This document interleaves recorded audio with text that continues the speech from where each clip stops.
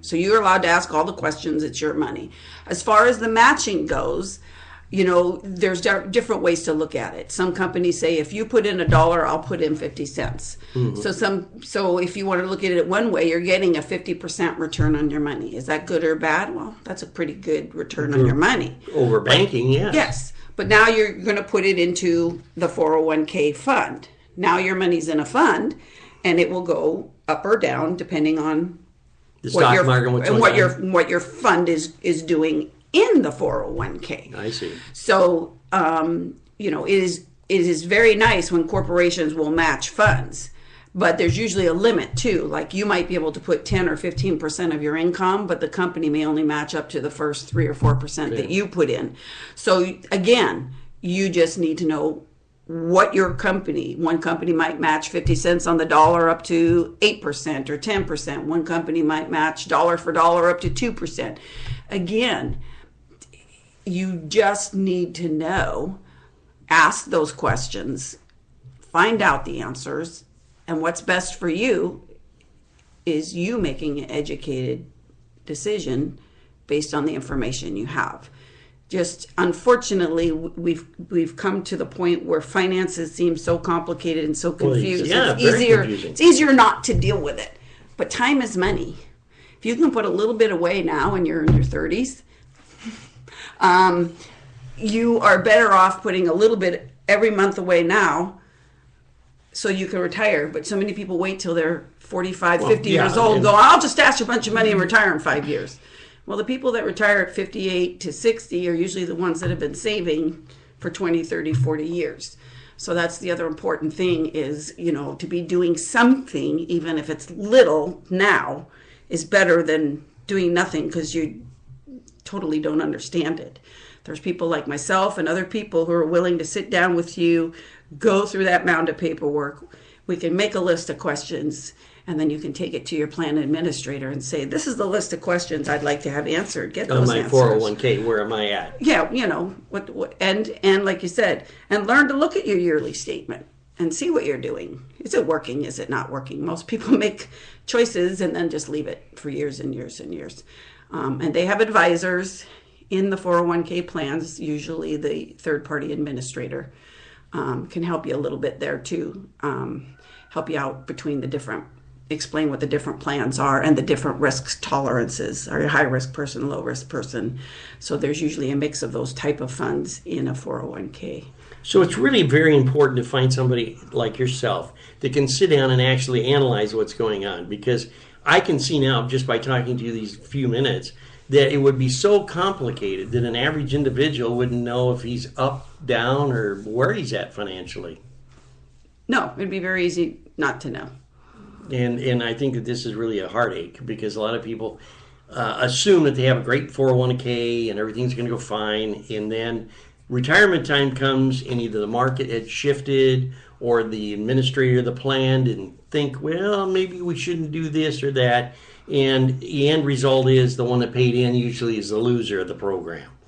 And sometimes I know they win too. I'm not saying that everything is negative, right. But I mean, this is just kind of a roll of the dice. Yeah, but timing is everything too when it comes to your investments, because I know a lot of people who wanted to retire in 08, 09, and when their 401k plans took a dive, they continued working, waiting for the market to come back up. So again, too, when you want to retire, how you want to retire, if the market up when you want to retire, down, all of those things play into it. So taking a look at what you're doing on a yearly basis is important, because the other thing is the rules and laws change. What I'm telling you today may be different tomorrow. Yep. In January of 18, they could decide that all the rules that we discussed today are now different and changed. The amount of deduction you get, if it's taxable, not taxable, all of those things. So I think what I'm going to do, Candace, like you've done already, I'm sure, because I saw you out in the yard digging there, and I heard the dogs and Roger the rooster are probably well, of course. Yeah, out there guarding the. We have workers pits, here in the office. Oh, I know. We've got a lot of workers all the time working. We have fur workers and feather workers, and all these. And I think the best thing is buy gold, bury it, and I'm going to go buy a bread box with a lid, and we'll just put the gold in that and bury it in the yard. Well, that's not a good idea either. That's you know, not a it's good idea? not all doom and gloom. I mean, I'm going to use my husband for an example. You know, he'd worked a job for 39 years and just retired. And we have a nice little nest egg because of his 401k. It's money we would not have had probably. And well, let's put it this way.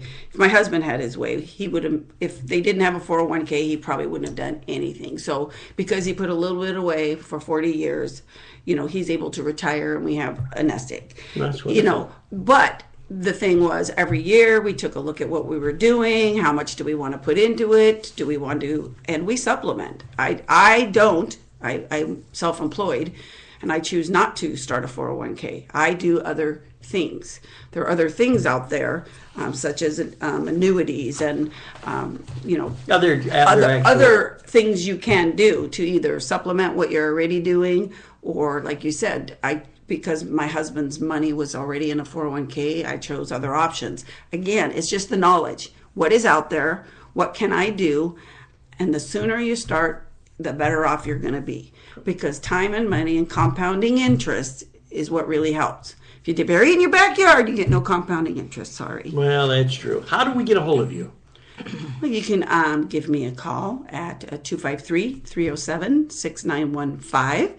You can get a hold of me at AvantiGroupNW.com is my website, and there's a little thing there. You can put your name and phone number and email, and I'll contact you back, and it'll also give you a little bit of information on my company and that type of thing. But I know it sounds sick, but I love this stuff, and I keep up on it. And I just think it's your passion. Yep. It's my passion to educate people so that they make better choices. That's wonderful. Candace, of course, we're running out of time as usual. It's been great sitting here discussing 401ks. I'm going to go home now and take my 20 cents out of the bread box and invest it in something. But we want... Penny stocks. Oh, that's right. Penny stocks.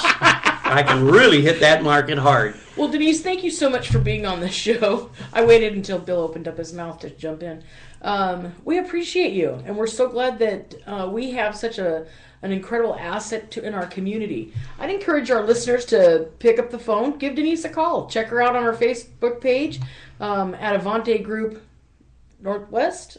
Yes. Okay. And then for her website, AvantiGroupNW.com. And Bill, close us out. Well, thank you for listening. It's been great to have you here, Denise. We look forward to always talking about stuff that I don't understand. And this I don't understand. So really, if you have a 401k or if you're looking at it, give her a call because it's very important. Today we have had a great day, great show. Roger the Rooster quit. Our production person, Chris, is in the office making eyes at Candace saying, oh my goodness. And it's been a lot of fun. So until we meet again, keep us smiling.